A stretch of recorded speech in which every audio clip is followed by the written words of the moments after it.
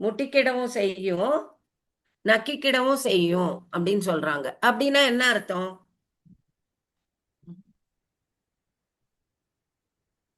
இதை எப்போ சொல்லலாம்? ஒரு இன்னைக்கு அடிச்சுப்பாங்க, நாளைக்கு சேர்ந்துருப்பாங்க. அதேதான். இது வீட்டுல நிறைய சொல்லிட்டே இருப்போம். அதுவும் இப்ப விடுமுறை தினம் இருக்கிறதுனால குழந்தைகள்லாம் வீட்டுல ஒண்ணா சேர்ந்துட்டா எப்ப பாரு சண்டை போட்டுட்டே இருக்கும். அப்ப நம்ம பெரியவங்க போய் குறுக்கீடு செஞ்சுட்டா பெரிய சண்டை ஆகும் அது. அதனால நம்ம அமைதியா இருந்துட்டோம்னா அடுத்த நிமிஷம் அவங்களாம் கூடிட்டுருவாங்களாம். அதுதான் இதோட அர்த்தம். ஒரு தழுவத்து மாடு முட்டிக்கிடவும் செய்யும், நக்கிக்கிடவும் செய்யுமோ. அதுதான் இதோட அர்த்தம். இப்போ அடுத்த பகுதிக்கு போலாம் அப்படின்னு நினைக்கிறேன். நம்மளோட அடுத்த பகுதி பரமேஷ் இல்லையா? அவரோட நூல் மதிப்பீடு. ஒரே ஒரு நிமிஷம்.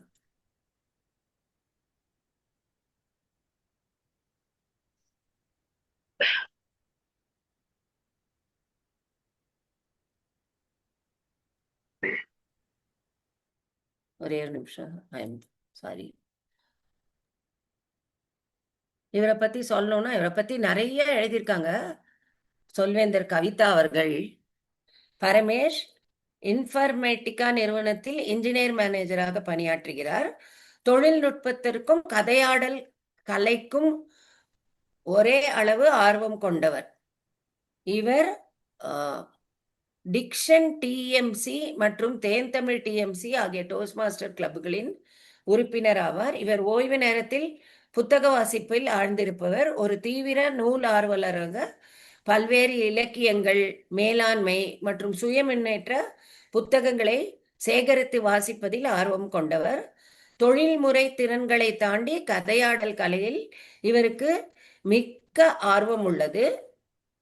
தனது சுவாரஸ்யமான கதைகளின் மூலம் மக்களை இணைத்து மாற்றத்தை உருவாக்குவதில் மகிழ்ச்சி அடைகிறார். அவரது இலக்கு பல்வேறு தளங்களில் விரிவான பார்வையாளர்களை அடைந்து தனது சொற்கள் மூலம் அர்த்தமுள்ள தாக்கத்தை ஏற்படுத்துவதாகும். இப்பொழுது மேடை சொல்வேந்தர் பரமேஷ் அவர்களிடம். நன்றி மேன்மை மிகு சொல்வேந்தர் ராஜேஸ்வரி அம்மா அவர்களே.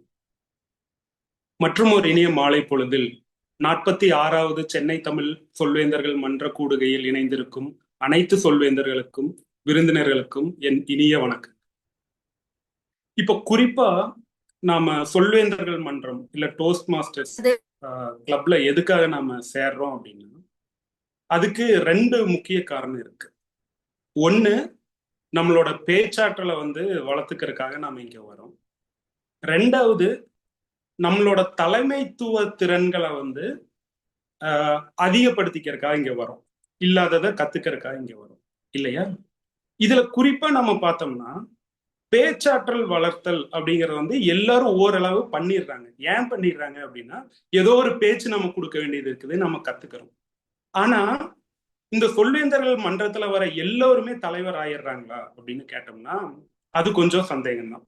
ஏன்னா இப்போ ராஜேஸ்வரி அம்மா பேசும்போது சொன்னாங்க, வந்த உடனேயுமே நான் தலைவராக தான் ஆவேன், நான் பிரசிடென்டா தான் ஆவேன், அந்த மாதிரி நடிச்சா ஹீரோ தான், அந்த மாதிரி ஒரு சிலர் வராங்க. அது வரது தப்பு இல்லை. ஆனா பல நேரங்கள்ல அந்த முயற்சிகள் தோற்று போகுது.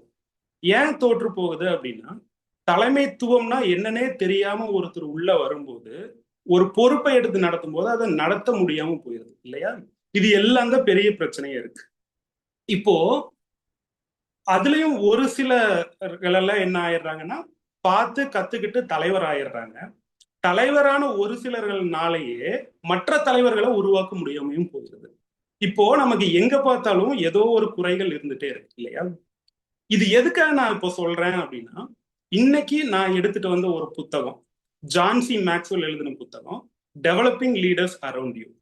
இந்த புத்தகம் குறிப்பா எதை பத்தி பேசுது அப்படின்னா, நம்மளை சுற்றி உள்ளவர்களை தலைவராக ஆக்குவது எப்படி. நான் தலைவரானா மட்டும் பத்தாது, என்ன சுத்தி இருக்கிறவங்களையும் தலைவரா ஆக்குறது எப்படி, அது எதுக்காக ஆக்கணும் அப்படிங்கறத தான் நம்ம இன்னைக்கு பார்க்க போறோம். இந்த புத்தகத்தை எழுதினது யாரு அப்படின்னா, ஜான் சி மேக்ஸ்வெல். ஜான் அப்படின்னு நம்ம வச்சுக்கலாம். ஆனா இன்னொரு ஜான் நம்ம மன்றத்திலேயே இருக்கிறதுனால குழப்பம் வந்துடும். அதனால மேக்ஸ்வெல் அப்படின்னு சொன்னா நான் புத்தகம் எழுதினவர் அந்த மாதிரி வச்சுக்கலாம். ஜான்னு சொன்னா இவரும் புத்தகம் எழுதியிருக்காரு, இவரையும் சேர்த்துக்கலாம். சரி, இன்னைக்கு நாம பார்க்க போற புத்தகம் வந்து டெவலப்பிங் லீடர்ஸ் அரௌண்ட் யூ. இதை எழுதுனது மேக்ஸ்வெல். இவர் யாரு அப்படின்னா, இவர் ஒரு அமெரிக்க எழுத்தாளர் மற்றும் பேச்சாளர். இவர் 100க்கும் மேற்பட்ட பெரும்பாலும் தலைமைத்துவத்தை மையமாக கொண்ட புத்தகங்களை இவர் எழுதியிருக்கிறார். அதாவது குறிப்பா எனக்கு எங்க கம்பெனிலேயோ இல்ல நான் ஏதாவது ஒரு தலைமை பொறுப்பை எடுத்ததுக்கு அப்புறம் எனக்கு ஏதாவது சந்தேகம் வந்ததுன்னா நான் முதல்ல தேடி போய் படிக்கிற புத்தகம் யாரோடது அப்படின்னா ஜான் சி மேக்ஸ்வெல்லோட புத்தகம் தான். ஏன் அப்படின்னா இவரோட புத்தகம் மிக எளிமையான ஆங்கிலத்துல இருக்கும், உங்களுக்கு படிச்சோடனே புரிஞ்சிடும். ஒரு சில புத்தகம் எல்லாம் பாத்தீங்கன்னா முதல் பக்கம் படிச்சுட்டு 2வது பக்கம் போவீங்க, முதல் பக்கத்துல என்ன படிச்சோன்னே ஞாபகம் இருக்காது இல்லையா? இவர் புத்தகம் அந்த மாதிரி இருக்காது, மிக எளிமையா இருக்கும். சரியா? சரி, இப்போ நான் இந்த புத்தகத்தோட உரையை ஆரம்பிக்கிறதுக்கு முன்னாடி ஒரு கேள்வியிலிருந்து ஆரம்பிக்கணும் அப்படின்னு நினைக்கிறேன். எல்லாத்துக்கும் இந்த வாய்ப்பு இருக்கு, ஆனா ஒரு வார்த்தையில பதில் சொல்ல முயற்சி பண்ணுங்க. ஏன்னா எனக்கு 15 நிமிஷம் தான் கொடுத்துருக்காங்க, நீங்களே பேசிடக்கூடாது. இப்ப தலைவருக்கான குணாதிசயங்கள் அப்படின்னு ஒரு குணாதிசயம் வந்து இருக்கணும், இந்த குணாதிசயம் இருக்கணும்னு நான் நினைக்கிறேன் அப்படின்னு நீங்க எதெல்லாம் சொல்லுவீங்க? டக்கு டக்குன்னு சொல்லுங்க. பொறுமை. பொறுமை. சிவரஞ்சினி பொறுமை சொல்லியிருக்காங்க. 1. முடிவெடுக்கும் திறன். உண்மை சொன்னாரா? முடிவெடுக்கும் திறன். சரி, கேட்கணும், பேசுறத கேட்கணும். பேசுறத கேட்க மிக ராஜேஸ்வரி அம்மா அவர்கள். தொண்டனை அரசியல்படுத்துவது. தொண்டனை அரசியல்படுத்துவது. சரி. என்ன நடந்தாலும் கோவப்படாம பேசுவது. தொலைநோக்கு பார்வை. தொலைநோக்கு பார்வை. கார்த்திக் ஐயா சொல்லியிருக்காரு. என்ன நடந்தாலும் கோவப்படக்கூடாது. கவிதா சொல்லியிருக்காங்க. ஜான் பிரதீப் அவர் வந்து கிளியர் கம்யூனிகேஷன், எதை சொல்றதா இருந்தாலும் தெளிவா சொல்லிடணும் அப்படின்னு சொல்லியிருக்காரு. எண்ணியதை முடிக்கல் செயல் இருக்கணும், எண்ணியது முடிதல் வேண்டும். எண்ணியது முடிதல் வேண்டும். வெங்கட் ரமண ஜோதி பாபு. எண்ணியது முடிதல் வேண்டும். பாராட்ட தெரியணும். பாராட்ட தெரியணும் கேப்டன் சொன்னாங்க. சரி. சரி சரி சரி, இதோட முடிச்சுக்கலாம்னு நினைக்கிறேன், ஏன்னா 1 நிமிஷத்துக்கு மேல ஆயிருச்சு. சரி, இது எல்லாமே வந்து மிகச்சிறந்த பண்புகள். ஆனா இந்த எல்லா பண்புகளுமே எல்லா தலைவர்கள்கிட்டையும் இருக்குதா அப்படின்னா இருக்கிறது இல்லை. ஒரு சிலர்கள்கிட்ட ஒரு சில பண்புகள் இருக்கு, ஆனா எல்லா பண்புகளுமே பெரும்பான்மையா இருக்கிறது இல்லை. இப்போ ஜான் மேக்ஸ்வெல் வந்து என்ன சொல்றாரு அப்படின்னா, இப்போ ஒரு தலைவருக்கான ஒரு முக்கிய குணாதிசயங்களா ஒரு 4-5 குணாதிசயங்கள் சொல்றாரு. அது எந்த தலைவராக இருந்தாலும் அந்த ஒரு 4-5 குணாதிசயங்கள் கண்டிப்பாக இருக்க வேண்டும் அப்படின்னு ஜான் சொல்றாரு. அதுல முதல்ல என்ன அப்படின்னா குணநலம், அவரோட கேரக்டர் நல்லா இருக்கணும், அது முதல்ல. 2வது பாசிட்டிவ் ஆட்டிடியூட், அதாவது நேர்மறை மனப்பான்மை. இப்ப தலைவர்களுக்கு போய் தலைவரை நாம இதை செய்யலாம்னா என்னப்பா இதெல்லாம் போய் செய்யலாமா அப்படின்னு சொன்னா நம்ம அடுத்த தடவை போவோமா அந்த தலைவர்கிட்ட? போக மாட்டோம். அதாவது நேர்மறை மனப்பான்மை, பாசிட்டிவ் ஆட்டிடியூட் இருக்கணும். அடுத்தது எக்ஸலன்ட் பீப்புள் ஸ்கில்ஸ். ஜான் வந்து சாட்ல போட்டிருந்தாரு கம்யூனிகேஷன் ஸ்கில்ஸ்னு, அது முக்கியமா இருக்கணும். ஒரு தலைவர்களுக்கு வந்து ஒரு கம்யூனிகேஷன் ஸ்கில், அதாவது அடுத்த மனிதர்களிடம் பழகக்கூடிய ஒரு பண்பு கண்டிப்பா இருக்கணும். 4வது மிக முக்கியமானது, எந்த தலைவராக இருந்தாலும் தன்னம்பிக்கை இருக்க வேண்டும். ஒரு வேலையை எடுத்தால் என்னால் செய்ய முடியும் என்ற தன்னம்பிக்கை கண்டிப்பாக இருக்க வேண்டும். சரி, இது எல்லாம் ஜான் மேக்ஸ்வெல் சொல்லக்கூடிய முக்கியமான தலைமை பண்புகள். இப்போ இந்த தலைமை பண்புகள் எல்லாம் வந்து முதல்ல நமக்கு இருக்கா அப்படின்னு புரிஞ்சுக்கிறத நம்மளோட முதல் படிநிலை. இப்போ எனக்கு ஒரு குறிப்பிட்ட தலைமை பண்பு இல்லை அப்படின்னா, என்னால வந்து ஒரு கம்யூனிகேஷன் பெருசா எஸ்டாப்ளிஷ் பண்ண முடியலன்னா அதை தான் நம்ம நாலேஜ் கேப்னு சொல்றோம், இல்ல ஸ்கில் கேப் அப்படின்னு. முதல்ல நாம வந்து அதை எப்படி ஃபுல்ஃபில் பண்ணணும், அதை எப்படி நம்ம கத்துக்கிடணும் அப்படிங்கறத வந்து நம்ம முதல்ல பார்க்கணும். இது எல்லாத்தையும் நம்ம ஒழுங்கு பண்ண ஆரம்பிச்சிட்டோம்னா நம்ம மிக சுலபமா தலைவர் ஆயிடலாம். 1. அடுத்தது மிகப்பெரிய கேள்வி எனக்கு என்ன இருக்கு அப்படின்னா, இது ஒவ்வொரு பேச்சு மன்றங்கள்லையும் ஒவ்வொரு டோஸ்ட் மாஸ்டர்ஸ்லையும் வந்து நம்ம அடிக்கடி டிபேட்டுக்குள்ள கொண்டு வர ஒரு கேள்விதான். தலைவர்கள் பிறக்கப்படுகிறார்களா உருவாக்கப்படுகிறார்களா? இது கேள்வியா இருக்குது. இப்ப கேப்டன் ஐயா இருக்கிறதுனால பிறக்கப்படுகிறாருன்னு தான் சொல்லுவாருன்னு நினைக்கிறேன். ஏன்னா ஒரு பேரே வந்து கேப்டன் அப்படின்னு வச்சுட்டாங்க. சரி, இப்ப வந்து யாரும் இதுக்கு பதில் சொல்ல வேண்டாம், சைகை மட்டும் காமிங்க. தலைவர்கள் பிறக்கிறார்கள் அப்படிங்கிறவங்க 1ன்னு காமிங்க, தலைவர்கள் உருவாக்கப்படுகிறார்கள் அப்படிங்கிறவங்க 2ன்னு காமிங்க. சரி, 2 2 2 2 2. மீதி இருக்கிறவங்க எல்லாம் ஒளிஞ்சிட்டாங்க. சரி, பரவாயில்ல, 2. இப்போ குறிப்பா எல்லாருமே 2 அப்படின்னு சொன்னதுனால நான் வந்து இன்னொரு புத்தகத்திலிருந்து ஒரு சில தரவுகளை எடுத்துட்டு வரணும் அப்படின்னு நினைக்கிறேன். இது எமோஷனல் இன்டெலிஜென்ஸ் அப்படின்னு ஒரு மிக சிறந்த புத்தகம் ஒண்ணு இருக்கு. இத வந்து ஒரு உளவியலாளரும் எழுத்தாளருமான டேனியல் கோலிமன் எழுதியிருக்காரு. அவர் என்ன சொல்றாரு அப்படின்னா, ஒரு தலைவர்களுக்கான பண்புகளை குழந்தைகிட்ட இருந்தே நம்ம கத்துக்கலாம். அந்த குழந்தை பிற்காலத்துல தலைவர் ஆகுமா ஆகாதா அப்படிங்கறது குழந்தைகள் கிட்ட இருந்தே கத்துக்கலாம் அப்படின்னு சொல்றாரு. சரி, அது எப்படி நம்ம தெரிஞ்சுக்க முடியும் அப்படின்னா, இல்ல ஒரு பள்ளிக்கூடத்திலேயோ இல்ல ஒரு மைதானத்திலேயோ உங்க குழந்தைகள் குறிப்பா சிறு பிள்ளைகள் இருக்கக்கூடிய உங்க வீட்டுல குழந்தைகள் இருந்தா அவங்க விளையாடும் போது அவங்க என்ன பண்றாங்கன்னு கவனிங்க. சரியா? கண்டிப்பா விளையாட ஆரம்பிச்சா சண்டைன்னு ஒண்ணு வரும். எந்த குழந்தை முதல்ல கைய ஓங்குதுன்னு பாருங்க. எந்த குழந்தை திருப்பி அடிக்க தெரியாம அடி வாங்கிட்டு வீட்டுக்கு வருதுன்னு பாருங்க. எந்த குழந்தை இந்த 2 குழந்தையோட சண்டையும் பிரிச்சு வைக்குதுன்னு பாருங்க. அந்த 3வது எந்த குழந்தைய வந்து நீங்க கண்டுபிடிக்கிறீங்களோ அந்த குழந்தைக்கு இயற்கையாகவே தலைமைத்துவ பண்புகள் இருக்கிறது அப்படின்னு சைக்கலாஜிக்கலா டேனியல் கோலிமன் சொல்றாரு. சரி, அதுக்காக இந்த முதல் குழந்தை அடிச்ச குழந்தையும் அடி வாங்கின குழந்தையும் தலைவர் ஆக முடியாதுன்னா ஆக முடியும். அதுக்கு தான் நீங்க எல்லாம் 2 2ன்னு சொன்னீங்க இல்லையா? எல்லாருனாலையும் இந்த தலைமைத்துவ பண்புகளை கற்றுக்கொள்ள முடியும், முயற்சி செய்து பயிற்சி செய்தால். அதைத்தான் இந்த புத்தகத்துல நாம பார்க்க போறோம். சரியா? இப்போ நான் வந்து 3வது கேள்விக்கு வரேன், அதுக்கப்புறம் இந்த புத்தகத்தை முடிச்சிடலாம். இப்ப நிறைய தலைவர்கள் வந்து அடுத்த தலைவர்களை உருவாக்க முடியாமல் தோற்பதற்கான காரணங்களாக நீங்கள் எதை நினைக்கிறீர்கள்? அவர் பெரிய தலைவரா இருப்பாரு, ஆனா அவர்னால இன்னொரு தலைவரை உருவாக்க முடியாம போயிடும். அதுக்கான காரணங்களா என்னென்ன இருக்கும் அப்படின்னு நினைக்கிறீங்க? இதுக்கு பதில் சொல்லலாம். ஒருவர் அவர்களிடம் வேலை வாங்குவதற்கு பதிலாக நாமே செய்துவிட்டு போகலாம் என்கின்ற எண்ணம். மிகச்சரியா கவிதை சொன்னாங்க. நம்ம ஒரு பொறுப்பை இன்னொருத்தங்கிட்ட கொடுப்போம், ஆனா அவங்க செய்வாங்களா செய்ய மாட்டாங்களான்னு தெரியாது நமக்கு. அதுக்கு நாம என்ன பண்ணிடுவோம், சார் இவர்கிட்ட கொடுக்கறதுக்கு அந்த வேலையை நானே நல்லா செஞ்சிருவேனே அப்படின்னு நினைக்கிறது மிகச்சரியான பதில். வேற பதில் என்ன இருக்கு? மக்களை ஒன்னா வச்சுக்க தெரியாம இருக்கு. மக்களை கட்டுப்படுத்த தெரியாமல் இருப்பது. மிக கட்டுப்படுத்த இல்ல, ஒன்னா கூட்டமா ஒரு குழுவா வச்சுக்க தெரியாம இருக்கிறது. சரி, சரி ஜான், வேற என்ன பதில்? தனித்திறமையை தெரியாமல் நம்முடைய திறமையை அவரிடம் எதிர்பார்ப்பது.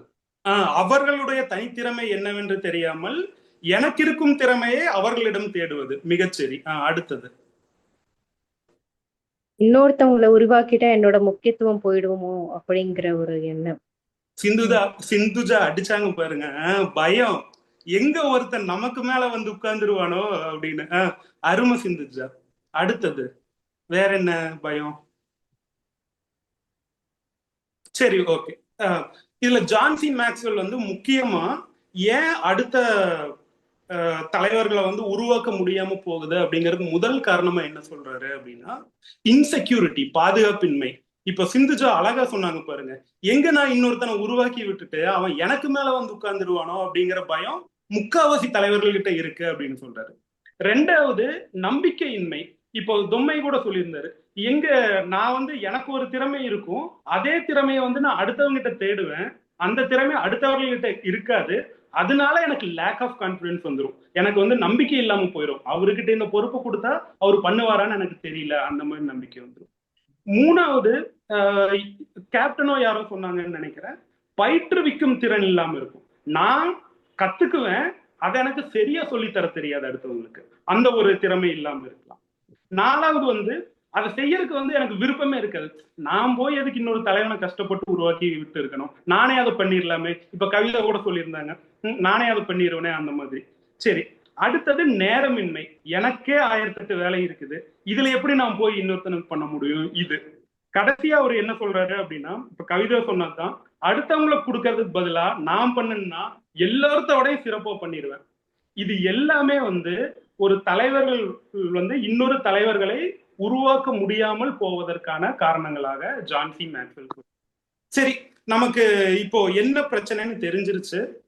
நாம இதை எப்படி ஓவர் கம் பண்றது, அடுத்த நிலைக்கு கொண்டு போறது அப்படின்னா, இப்போ உதாரணத்திற்கு ராஜேஸ்வரி அம்மா சொல்ல மாதிரியே பிபி எஜுகேஷன் இல்ல பிரசிடென்ட் ஆகிறோம் அப்படின்னு வச்சுங்க, ஒரு மன்றத்திலேயோ இல்ல வீட்டுல குடும்ப தலைவர்களோ இல்ல அலுவலகத்துல நீங்க தலைவர்களாகவோ இருந்தீங்கன்னா, அடுத்த தலைவர்களை உருவாக்குவதற்காக 5 செயல்முறைகளை கொண்ட ஒரு கட்டமைப்பு, 5 ஸ்டெப்ஸ் ஃப்ரேம் ஒர்க் அப்படிங்கிறது ஜான் மேக்ஸ்வெல் உருவாக்கி இருக்கு. அதுல முதல்ல என்ன அப்படின்னா ஐ மாடல். ஐ மாடல் அப்படின்னா நான் அதை செய்து காட்டுகிறேன்.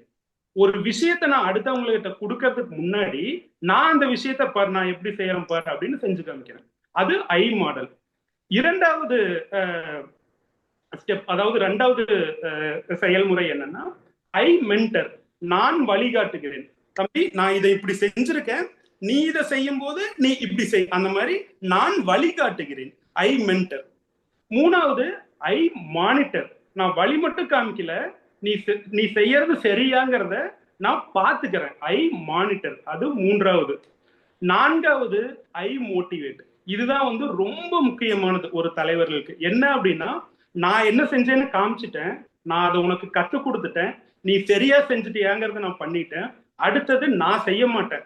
ஐ மோட்டிவேட். நான் உன்னை ஊக்கப்படுத்துவேன், நீ போய் கத்துக்கிட்டு செய்ய புதுசா. அது 4வது மிக முக்கியமான ஒரு செயல்முறையை பார்க்கிறேன். 5வது, இந்த 4ஐயும் நீங்க சரியா பண்ணிட்டீங்க அப்படின்னா 5வது ஐ மல்டிப்ளை. அதாவது ஒரு பரமேஷ இருக்கிறவங்க 5 பேர்த்த நான் ட்ரெயின் பண்ணி விட்டுட்டேன்னா 5 பரமேஷ் ஆயிடுவாங்க. அடுத்த ஒரு 6 மாசத்துல, ஒரு வருஷத்துல அந்த 5 பரமேஷ் 20 பரமேஷ் ஆயிடுவாங்க, இல்ல 20 ராஜேஸ்வரி ஆயிடுவாங்க, 20 கவிதாவா ஆயிடுவாங்க. அதனால நீங்க என்ன பண்ணணும் அப்படின்னா, இந்த 5 ஸ்டெப் மாடலை மறந்துடாதீங்க. அது குழந்தைகளாகட்டும், பெரியவர்களாகட்டும், அலுவலகம் ஆகட்டும். ஐ மாடல், நான் அதை செய்து காட்டுகிறேன். ஐ மென்டர், நான் வழிகாட்டுகிறேன். ஐ மானிட்டர், நான் கண்காணிக்கிறேன். ஐ மோட்டிவேட், நான் ஊக்குவிக்கிறேன். ஐ மல்டிப்ளை, நான் மேலும் பல தலைவர்களை உருவாக்குகிறேன். இதை குறிப்பா மறந்துடாதீங்க. ஏன் எனக்கு திரும்ப திரும்ப வந்து நான் எப்ப எல்லாம் நான் இந்த மேனேஜ்மெண்ட்லயோ இல்ல வந்து ஒரு டெவலப்மெண்ட் இதுலயோ வந்து எனக்கு ஒரு இறக்க நிலை ஏற்படும் போது எல்லாம் நான் போய் அறிவுரை கேட்கறது ஜான் சி மேக்ஸ்வெல் கிட்ட மட்டும்தான். ஏன் அப்படின்னா, அவரை தவிர இவ்வளவு தெளிவான அறிவுரைகளை வந்து நான் வேற எந்த ஒரு புத்தகத்திலையும் நான் பார்த்ததில்லை. அதனால நீங்களும் இந்த புத்தகத்தை வாங்குவீங்க அப்படின்னு நினைக்கிறேன். வாங்கினா கண்டிப்பா படிங்க. படிச்சுட்டு இதே மன்றத்துல வந்து எல்லாத்துக்கும் அதை சொல்லியும் கொடுங்க. கடைசியா ஒரே ஒரு கோட்பாடோட இதை முடிக்கணும் அப்படின்னு நினைக்கிறேன். இப்ப வெற்றி கொண்ட அனைத்து மனிதர்களிடமே பொதுவாக காணப்படும் ஒரு விஷயம் அப்படின்னு பாத்தீங்கன்னா பொறுப்பேற்கும் திறன். அதை எல்லோரும் வளர்த்துக்குங்க, எல்லோரும் பொறுப்பேறுங்க, நீங்களும் தலைவராகலாம் அப்படிங்கறத சொல்லி மீண்டும் மேடையை இன்றைய நிறையாளரான ராஜேஸ்வரி அவர்களிடம் ஒப்படைக்கிறேன். நன்றி. மிகவும் அருமையான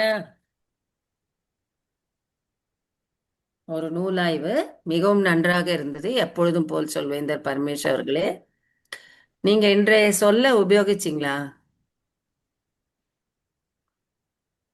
ஊக்கம். சரியா ஞாபகம் இல்லை மேம். சரி, எனக்கு நான் கேட்ட வரைக்கும் இல்ல. ஏன்னா என்னோடது ரீஸ்டார்ட் ஆனதுனால கொஞ்சம் ஒரு 2 மினிட்ஸ் உங்களது விட்டு போச்சு, எனக்கு தெரியல. அப்புறம் அது வந்து கற்றது கையளவு கல்லாதது உலகளவுங்கிறது நம்ம நிச்சயமாவே உங்க பேச்சுல இருந்து நிறைய தெரிஞ்சுக்கிறோம். ஏன்னா நம்ம ஒரு நல்ல தலைவர் அப்படின்னு நினைச்சு ரொம்ப பெருமிதமா இருக்க முடியாது. நம்ம நல்ல தலைவர்னு எப்படி நம்ம பெருமிதம் கொள்ளலாம்னா, நம்மளோட சிஷ்யர்கள் நல்லா பர்ஃபார்ம் பண்ணாதான் நம்ம நல்ல தலைவர் அப்படிங்கிறத நம்ம வந்து நினச்சிக்கலாம் அப்படின்னு நினைக்கிறேன். அப்புறம் ஐன்னு நிறைய ஒரு 5 ஐ வரைக்கும் சொன்னீங்க நீங்க. இப்ப ஐய விடணுங்கிறாங்களே, எப்படி நான் ஐய வச்சுக்கணும்னு நீங்க சொல்றீங்க? நான் அதை விட்டுடணும் அப்படின்னு தான் சொல்றாங்க. ஆனா ஒரு தலைவருக்கு வந்து அது வேணும் அப்படின்னு நீங்க சொல்றீங்க இல்லையா? ஐ இப்படி இருக்கணும், நான் இப்படி இருக்கணும், நான் அப்படி இருக்கணும் அப்படின்னு ஒரு தலைவருக்கு. அப்புறம் இன்னொன்னு நீங்க சொன்னது வந்து, எப்பவுமே உங்களுக்கு வந்து ஒரு சந்தேகம் வந்தா இந்த புத்தகத்தை தான் போய் படிப்பீங்க அப்படின்னு சொல்றீங்க இல்லையா? திருக்குறள்லயும் இருக்கு இல்லையா சொல்வேந்தர் பரமேஸ்வர்களே? திருக்குறள்ல தலைமை உடைமை அப்படின்னு ஒரு அதிகாரம் இருக்கோ? அதுல இருக்கிற அந்த 10 குறள்லயும் நீங்க சொன்னதெல்லாம் இருக்கா அப்படின்னு தோன்றது எனக்கு. அதனால அதுலயும் இருக்கு. அப்புறம் பகவத்கீதையிலயும் சில குறிப்புகள்லாம் நம்மளோட கடவுளான கிருஷ்ணர் சொல்றாரோ, அதுலயும் அவர் வந்து சொல்றாரு நம்ம கடமைகள் என்ன அப்படிங்கிற அர்ஜுனனுக்கு சொல்றச்சே அவர் சொல்றாரோ அப்படின்னு தோன்றது. அதனால எனக்கு எனக்கு நான் உங்கள்ட்ட இருந்து ஒரே ஒரு இதுல என்ன மாறுபடுறேன் அப்படின்னா, நம்ம எப்பவுமே அந்த ஆங்கில புத்தகங்களுக்கு ரொம்பவே ஒரு முக்கியத்துவம் கொடுக்குறோமோ அப்படின்னு எனக்கு தோணும். வேற நம்ம தமிழ் புக்லயே இதெல்லாம் இருக்கிறச்சே நம்ம எதுக்கு அங்க போனோம்? முக்கியமா நம்ம கண்ணதாசன் பாட்டுல எல்லாமே இந்த பண்புகள்லாம் இருக்கு.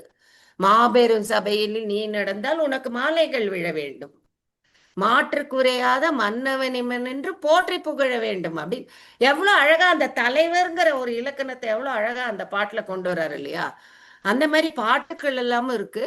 ஆனா உங்களுக்கு வந்து அந்த புத்தகம் வந்து ஒரு என்ன சொல்ற ஒரு கீதை மாதிரி இருக்கிறதுனால நீங்க அந்த புத்தகத்தை எடுத்து இன்னைக்கு சொன்னதுக்கு